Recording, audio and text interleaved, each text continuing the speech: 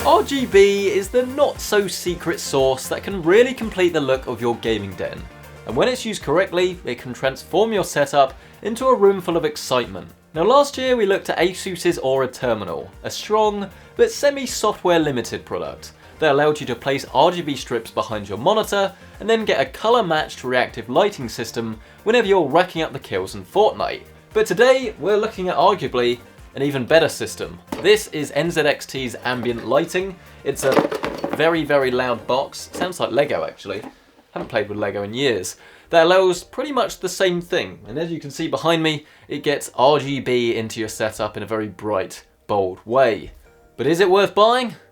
Well, sort of. For all intents and purposes, this is simply a package that contains a Hue 2 RGB controller, RGB strips, and then all the adhesive and connectors that you're going to need to hook everything up. Now this is the V2 version of the kit, which NZXT says uses even stronger adhesive, and it comes with L-shaped connectors and monitor cleaning wipes.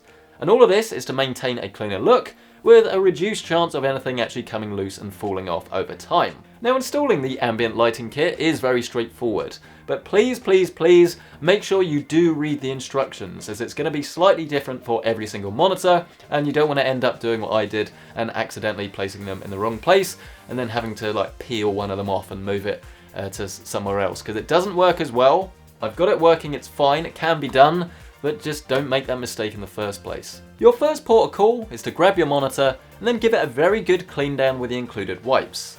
This bit is no joke, as any grease or debris on the corners of your display will reduce the grip between the strip and the monitor, and it will make it much more likely to fall off. Then it's simply a case of installing the Velcro strips on the back of the Hue controller and then fixing them towards the lower left hand corner of your monitor. I would advise putting it slightly higher than they show in the diagram, as this will make cable management that little bit easier. Once you've done this, simply place the RGB strips in two L-shaped patterns on the back of your display, being sure to follow the instructions, because once again they make it very clear what sizes of strip you should be using, and they make sure you're actually plugging them in correctly and that the whole thing will work at the end of this. Once everything is all set up, all you need to do is tidy the cables and then connect the controller to your computer and of course to AC power. All very quick and easy then, but ultimately how does it look? Well, I think depending on what you're after, you'll either be very, very pleased, like I am with how it is behind me, or if you're wanting something a bit more elaborate, to be honest, a little disappointed. The good news is that the RGB lighting really is bright, vivid, and just generally looks fantastic. It comes with plenty of effects that will keep you amused for hours.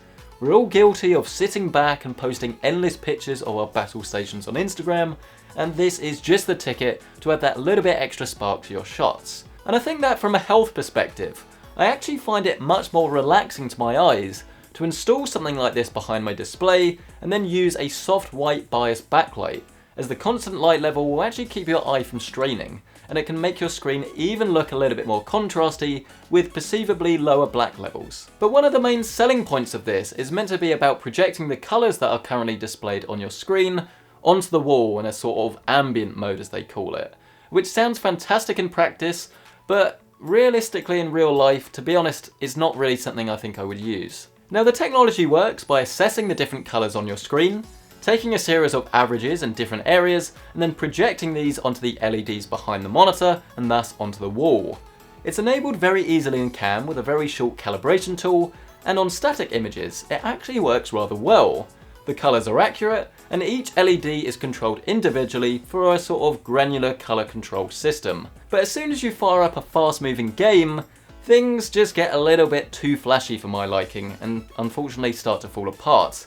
Now I will say that this is meant to be better than ASUS's Aura Terminal with faster response times, and that may well be the case, as it does seem slightly smoother and a bit less jarring, but realistically it's just not as fun as it looks, and it's just a bit distracting to be honest. Of course, play anything slower paced, watch some movies, or just anything that has less flashy and changey scenes may well be more relaxing and certainly worth a try.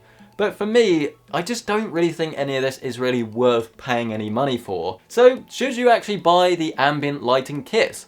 Well, despite what I've just said, the answer is yes, because as long as you're using it in the right circumstance, I think it looks great. Setup is definitely a little easier and tidier than it is with Aura Terminal, and the software is just much better to use in my experience.